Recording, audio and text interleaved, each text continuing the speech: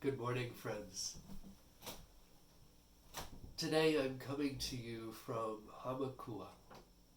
I live in a town called Paahau on the north coast of Hawaii Island. This morning I'd like to begin with a meditation and then we'll move into a message.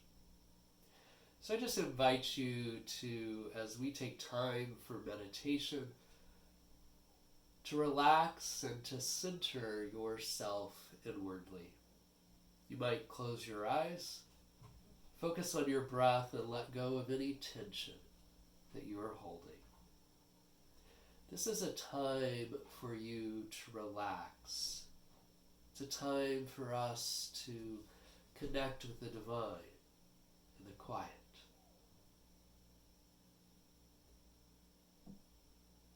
1 Peter 3:4 reads, "Let your adornment be the inner self with the lasting beauty of a gentle and quiet spirit, which is very precious in God's sight."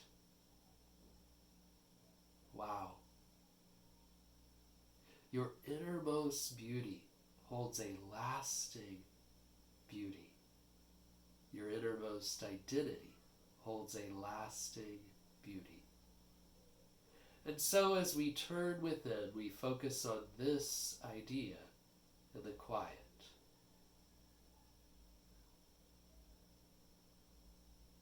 And so I go inward. My essence is a gentle and quiet spirit. And this is prized in the divine realm. I recover a feeling of awe and wonder for life. I ask my higher self, what can I appreciate today? What can I appreciate right now? And so right here, and right now, we can experience the wonder present in this place. There is serenity here. There is support here. There is splendor in my neighbor and magnificence in me. And so I take a few deep breaths as I center in, as I go deeper, and I rest in splendor. I rest in the silence.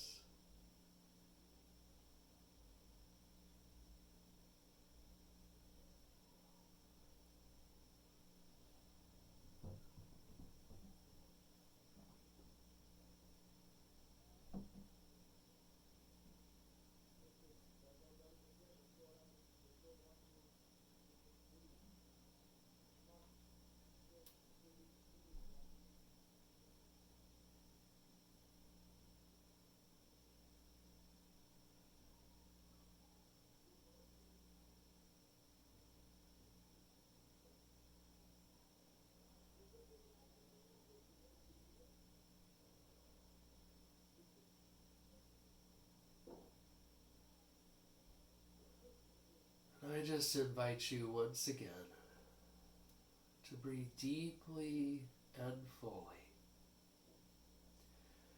As we complete our meditation time, what came to mind to be thankful for today?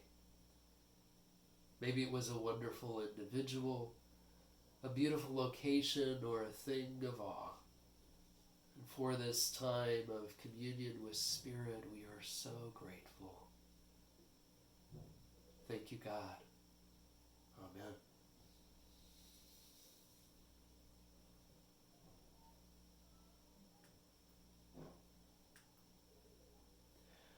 I'm going to think of a word. And when I say that word, at the moment I say that word, I want you to see a place, to recall a place that comes to your mind when I say the word. Are you ready?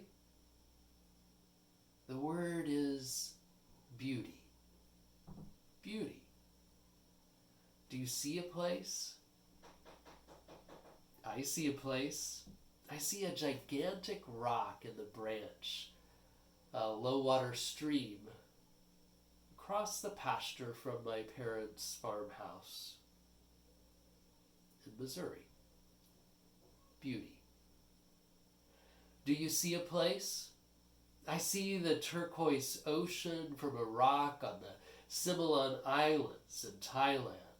Those protected islands are in the Andaman Sea, just off the west coast of Thailand. And from a rock on the top of the largest island, there are people on the beaches and boats moving in the blue-green water. Beauty. I see the tower of Unity Village, Missouri.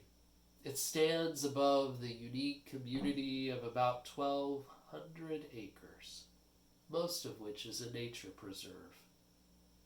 The Mediterranean-style buildings are made of stucco and red tile roofs, and art is found in or on every building on the campus. The fountains and rose garden make the place striking. Beauty. Beauty. It's a quality that's present in a thing or a person that gives intense pleasure to our minds, a deep satisfaction. Or we might think of the quality that we bring to it. We may experience beauty as shape, as color, as sound, or even as spiritual qualities. And years ago, at a Unity People's Convention, Reverend James Trapp introduced the idea of God's neighborhood. I was intrigued.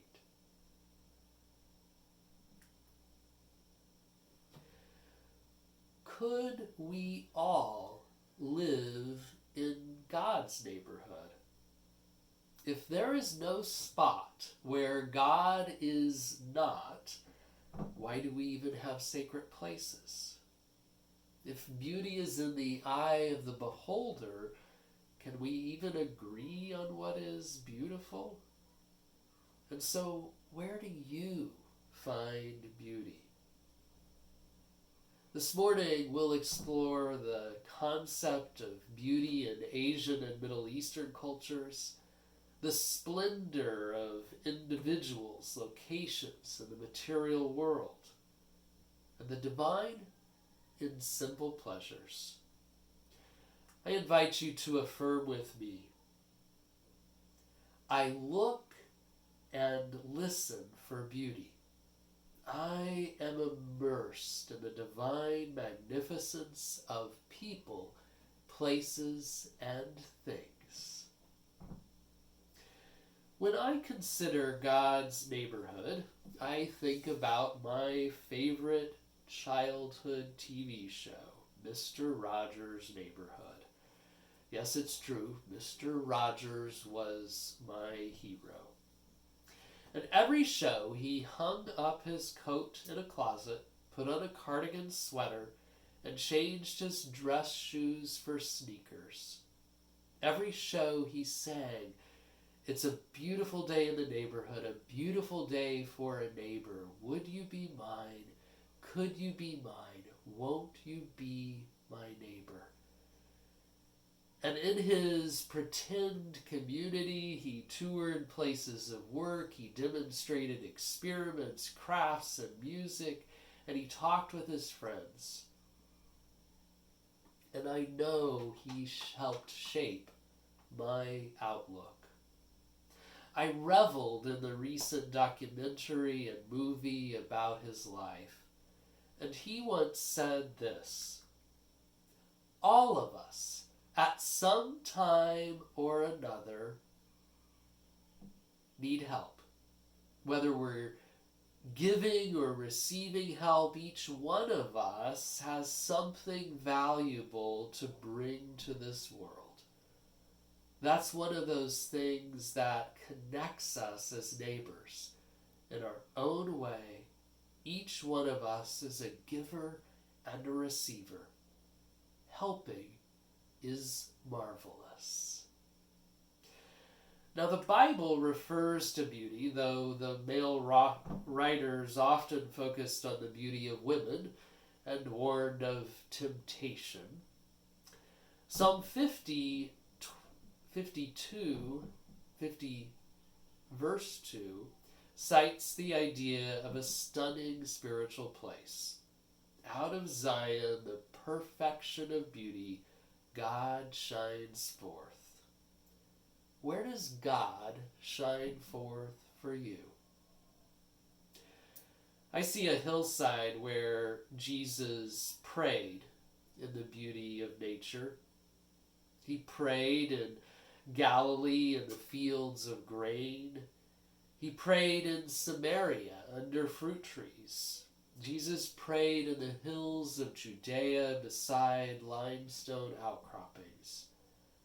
And more than once, the Gospels repeat, Jesus left the town and went to a lonely place. Or Jesus went to the mountain to pray, and he spent the night in prayer to God.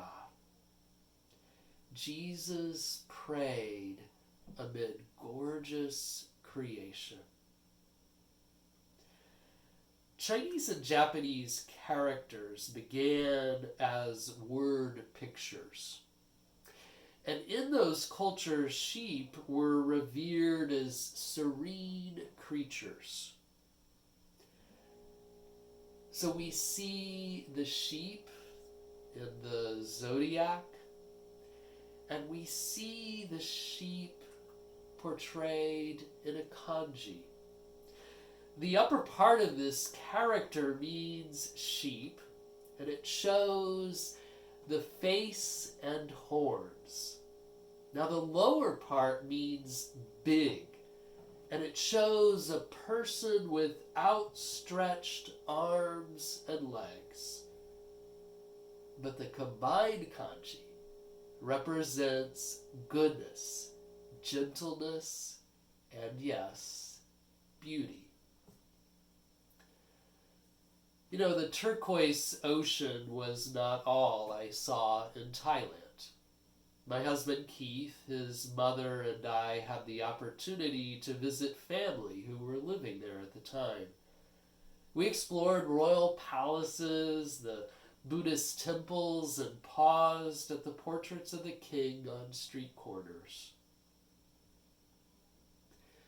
In the Similan Islands' largest island, we hiked up to the top, and there we encountered a group of tourists.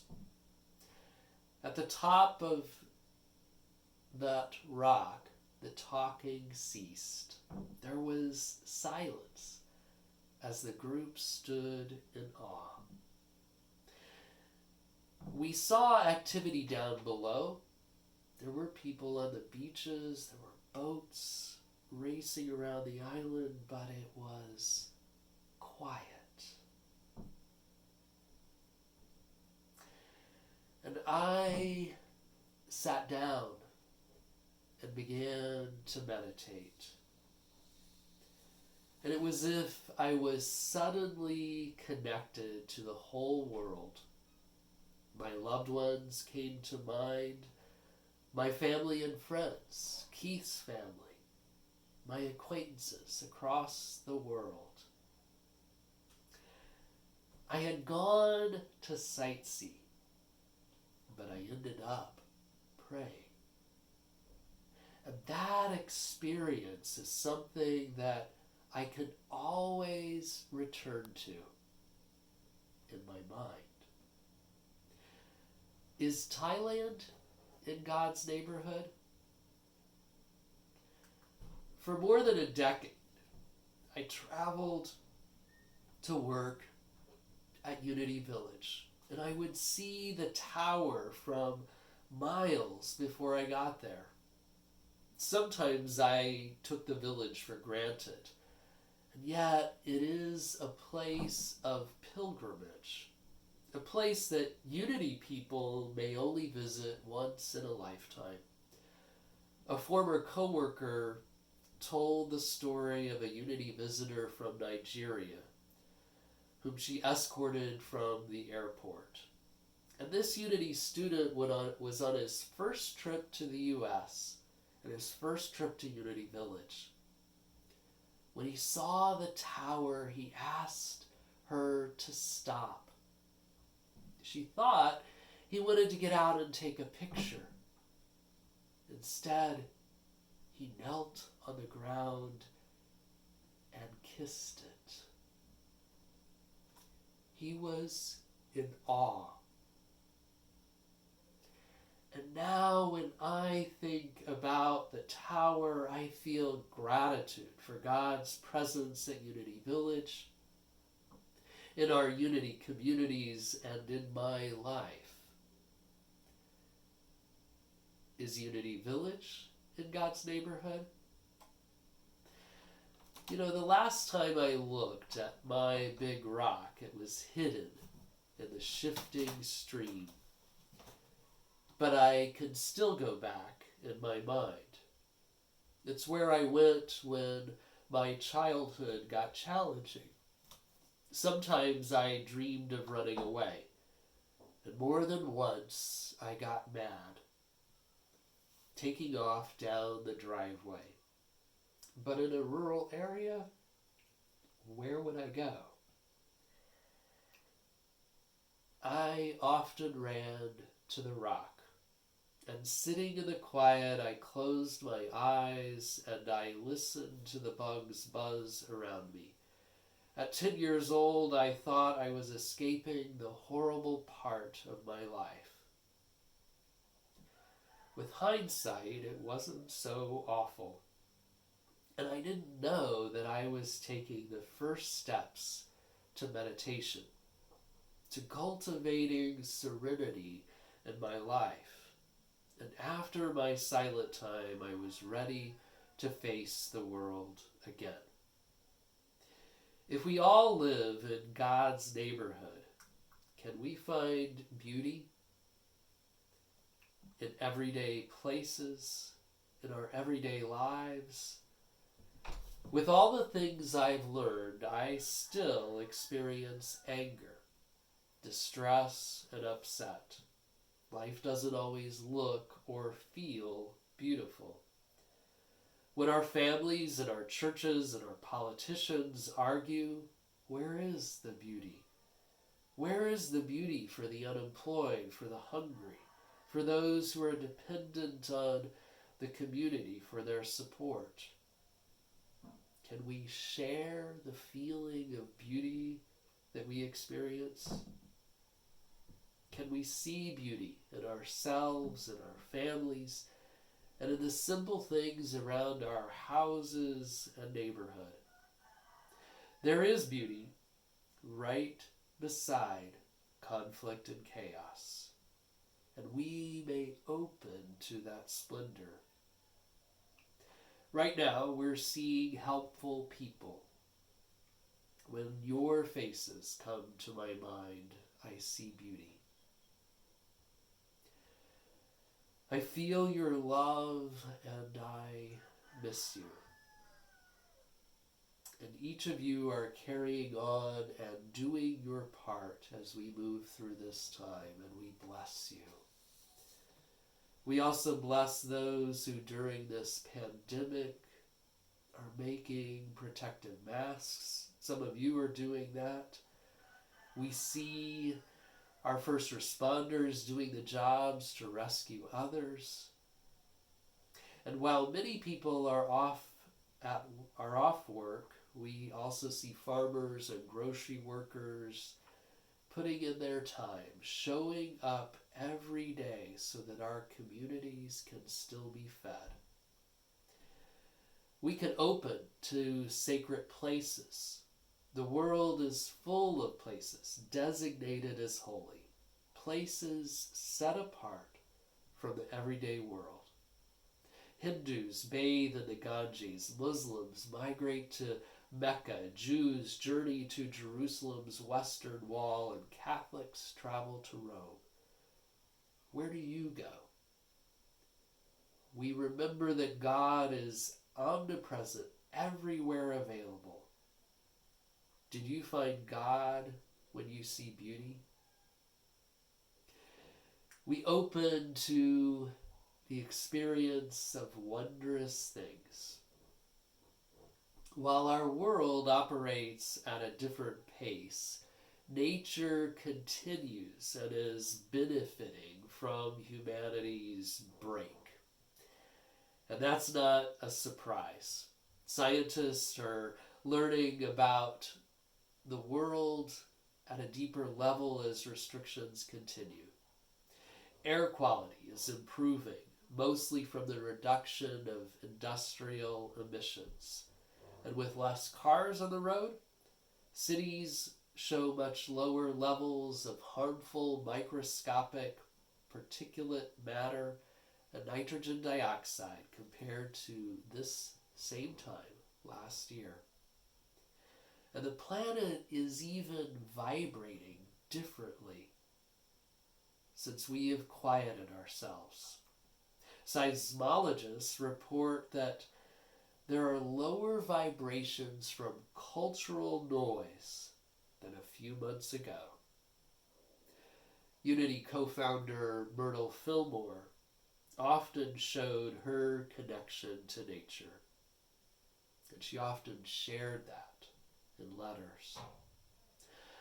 I was almost accused of being a nature worshiper when I was a little girl.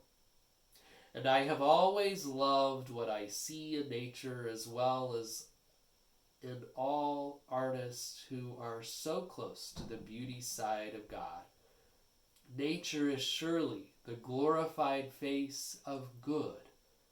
See the beauty about you, and you do see the manifestation of the infinite mind. And sometimes we need to be still.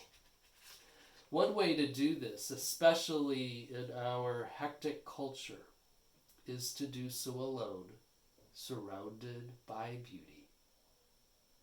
Your beautiful experience may be close to home or a spot that you visit just once.